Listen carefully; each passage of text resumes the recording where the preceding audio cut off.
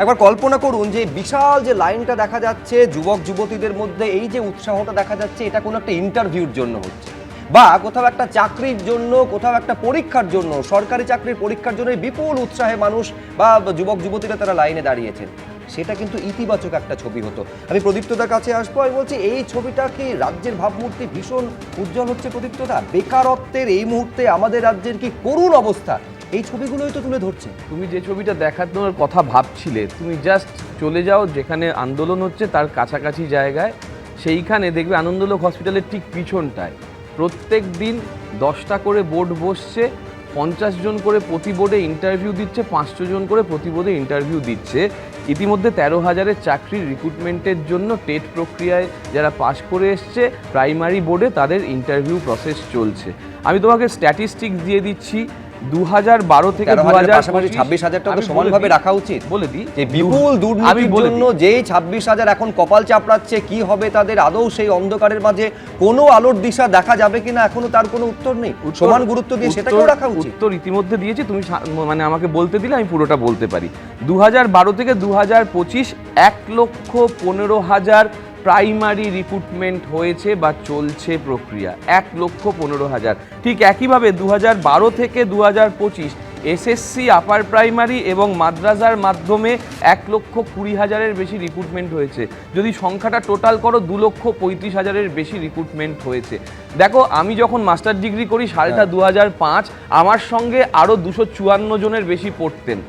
অধ্যাপক বা স্কুল মিলিয়ে সব মিলিয়ে চাকরি আমরা পেয়েছিলাম 34 বা 36 জন এক্স্যাক্টলি। স্যারেরা এখানে 2 জন আছেন, যারা 3 জন ইনফ্যাক্ট আছেন, যারা দীর্ঘদিন ধরে অধ্যাপনা করেন। তাদের ন্যাকে একটা ডেটা সাবমিট করতে হয়, যে ডেটায় লেখা থাকে ক্রাইটেরিয়া 5 ছিল যে কতজন চাকরি পেয়েছে তোমার প্রতিষ্ঠান থেকে। সেটা একটা তথ্য সার্বিকভাবে পশ্চিমবঙ্গে তুলে ধরে যেতে পারে। তোমাকে আমি একটা ডেটা দিয়ে দিলাম, সোর্স অফ ডেটা। আমাকে বলুন যে স্যারেদের থেকে যারা 2011 বা তার আগে পাশ করেছে, কতজন সংখ্যায় চাকরি পেয়েছে, কত পার্সেন্টেজ। ফলে যেভাবে দেখানোর চেষ্টা হচ্ছে ব্যাপারটা ততটা কিনা সেটা একটা সন্দেহের, কিন্তু বেশ, আমি এর পাশাপাশি আজকের একাধিক ছবিগুলো রাখতে চাইবো এবং তারপর বিমল শঙ্কর নন্দর কাছে আসবো। যেভাবে আপার প্রাইমারি চাকরি প্রার্থীরা, তারা এখনো পর্যন্ত সংখ্যাটা বেশ কয়েক হাজার, তারা চাকরি পাননি এবং এখন তাদের রাস্তায় নামতে হচ্ছে, এটা ইতিবাচক দিক। সমান গুরুত্ব দিয়ে রাখুন যারা প্রাইমারি চাকরি প্রার্থীরা, তাদের অভিযোগটা আরো মারাত্মক। সুপ্রিম কোর্টের নির্দেশ রয়েছে, কিন্তু তারপরেও তাদের ইন্টারভিউতে অংশগ্রহণ করতে দিচ্ছে না এই রাজ্যের সরকার, খুব ভালো দিক। পাশাপাশি রাখুন সিভিল ডিফেন্সের যারা কর্মীরা রয়েছেন, তারা আজকে রাস্তায় নেমেছেন। তারা বলছেন দৈনিক 50 টাকায় আমাদের চলতে বাধ্য করছে সরকার, এই সরকার কেন আমাদের স্থায়ী করবেন না? আমি বলছি পরপর এই ছবিগুলো এই রাজ্যের জন্য খুব আশাব্যঞ্জক ছবি বলে বিমলদার মনে হচ্ছে না। দেখো, একটা কথা বলি, ভগবান যখন যাকে শেষ করেন না, প্রথম তার মাথাটাকে শেষ করে দেন। এরা যে শেষ হবে, এদের এই ডিসিশনগুলো বোঝা যাচ্ছে এদের ব্রেনটা গেছে। 2011 আগে সিপিএমের বিভিন্ন ডিসিশন দেখে আমরা বলতাম যে এদের মাথাটা গেছে, এরা শিগগিরই যাবে। এদের মাথার এই বিকৃতি দেখে মনে হচ্ছে এরা যাবে। এরা ভেবেছিল ওই বেকারদের লাইনে দাঁড়িয়ে বোধহয় গোটা দুনিয়াকে দেখিয়ে দেবে এবং বেকাররা দলে দলে এদের ভোট দিয়ে দেবে। পশ্চিম বাংলার যে কি ভয়ঙ্কর চিত্র কিন্তু এই লাইনে বোঝা যাচ্ছে। সে তুলনায় যদি এই পরীক্ষার সময়ে অনলাইন করতো, লজ্জাটা কিছুটা ঢাকা যেত। এদের তো মস্তিষ্ক বিকৃতি ঘটেছে, ওপেনলি সব দেখিয়ে দিয়েছে, দেখো আমাদের কি অবস্থা। দেখো, একটা কথা বলি, শিক্ষিত মানুষ কোথায় যায়? বিশেষত বাঙালি, শিক্ষিত বাঙালি একটা কাজ করতে চায়, চাকরি করতে চায়, সে হোয়াইট কলার জব হোক বা প্রাইভেট কোম্পানিতে জব হোক, যাই হোক না কেন। পশ্চিমবাংলায় যেটা সবচেয়ে বেশি আঘাত খেয়েছে, যে রাজ্য সরকার এই রিক্রুটমেন্ট সিস্টেমে এত বেশি দুর্নীতি ঢুকিয়ে দিয়েছে, মানুষ বিশ্বাসটাই হারিয়ে ফেলেছে। শুধু চাকরি সিস্টেমের ওপর নয়, আমি নিজে আজকে প্রায় 39 বছর অধ্যাপনা করছি, আমি কখনো দেখিনি কলেজ বিশ্ববিদ্যালয়গুলো এরকম ফাঁকা পড়ে থাকে। আগে আমাদের সময়ে রবিন, আমাদের সমসাময়িক কিছুটা, আমাদের 2-1জন হয়তো দিল্লি বা জেএনইউ পড়তে যেত। এখন গার্জেনরা যারা আমাদেরই বন্ধু বান্ধব, ছেলে মেয়েদের গ্র্যাজুয়েশন লেভেলেই এখানে পড়াচ্ছে না, হয় দিল্লি পাঠাচ্ছে, নইলে ব্যাঙ্গালোর পাঠাচ্ছে, মুম্বাই পাঠাচ্ছে, মেদিনীপুরের একটা বড় অংশ উড়িষ্যা পাঠিয়ে দিচ্ছে। কারণ একটাই, এই রাজ্যের শিক্ষা ব্যবস্থার প্রতি মানুষের একদম আস্থা চলে গেছে। এই সরকার যাবে 3 মাস পরে, কিন্তু এরা যে ক্ষতিটা করে গেল সেখান থেকেই এই মানে রাজ্যের ভাবমূর্তি তৈরি করতে ইট উইল টেক টাইম, অনেক পরিশ্রম করতে হবে। আমি এখানে পলতানের কাছে আসতে চাইবো। আমি সংখ্যাটা একবার বলি। সুপ্রিম কোর্টের নির্দেশ ভায়োলেট করছে এই রাজ্যের সরকার বলে অভিযোগ করছেন যারা প্রাইমারি টেট উত্তীর্ণ, এবং এনআইওএস হচ্ছে অন্যতম বড় একটা প্রতিষ্ঠান যেখান থেকে এই ডিএলএড ডিগ্রিটা করা হয়। 3 মাসের মধ্যে 2025 সালে সুপ্রিম কোর্ট নির্দেশ দিয়েছিল বলে তারা দাবি করছেন। 1233 জন এখনও তাদের ইন্টারভিউতে পার্টিসিপেট করতে দেওয়া হচ্ছে না।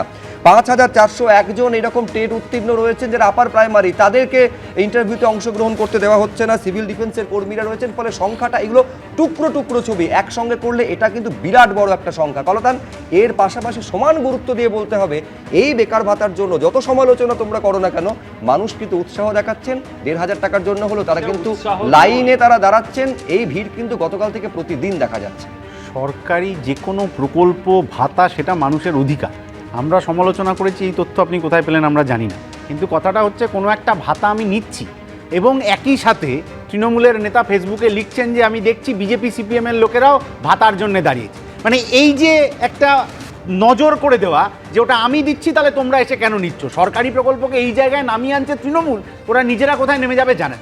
দ্বিতীয় কথা হচ্ছে এতক্ষণ সরকারি চাকরির আলোচনা হচ্ছে, সরকারি চাকরির ওপর মানুষের ভরসা কমে যাচ্ছে, সেটা দিনের আলোর মতো স্পষ্ট। আরে স্কুলই যদি বন্ধ হয়ে যাচ্ছে প্রাইমারি স্কুল, এত তাহলে স্কুলের শিক্ষক কোথায় কাজ পেতে যাবেন? এটা যেমন একটা বাস্তব, উল্টো দিকে আরেকটা বাস্তব আছে। প্রতি বছর বিজনেস সামিটের নাম করে যে জিনিসটা হয়, বিভিন্ন বড় বড় ব্যবসায়ীরা আসেন, প্রচুর টাকা পয়সা খরচা করে হাজার হাজার কোটি টাকার বিনিয়োগের কথা ঘোষণা হয়। কটা ইট পড়ে আর কটা চাকরি হয় সেই বিজনেস সামিটগুলোতে, সেই চাকরিও যদি হতো তাহলে আজকে আপনি ওই যে দেখাচ্ছেন না যে ছেলে আসতে পারছে না বলে বাবা লজ্জায় এসছেন, আমি নিশ্চিত ওই ছেলেটির কাছে গিয়ে ওই বাবা বাড়িতে আরো 2-4টে কথা শুনবেন যে বাবা তোমাকে বারণ করলাম তারপরে তুমি টিভিতে মুখ কেন দেখালে। এই যে যন্ত্রণাটা, এইটা তৃণমূল বুঝতে পারছে না। ওই বেঙ্গল বিজনেস সামিটে কটা চাকরি হলো? যদি সেই চাকরি হতো তাহলে এই যন্ত্রণা তো নিতে হতো না। বলা হচ্ছে 5 বছর বেকার ভাতা। আচ্ছা, 5 বছরের মধ্যে কি কি চাকরির সুযোগ হবে? আবার কটা বেঙ্গল সামিট হবে? আবার আদানি কবে আসবেন, কি ঘোষণা করবেন, তারপরে আবার কোথায় চলে যাবেন কেউ খুঁজে পাবে না।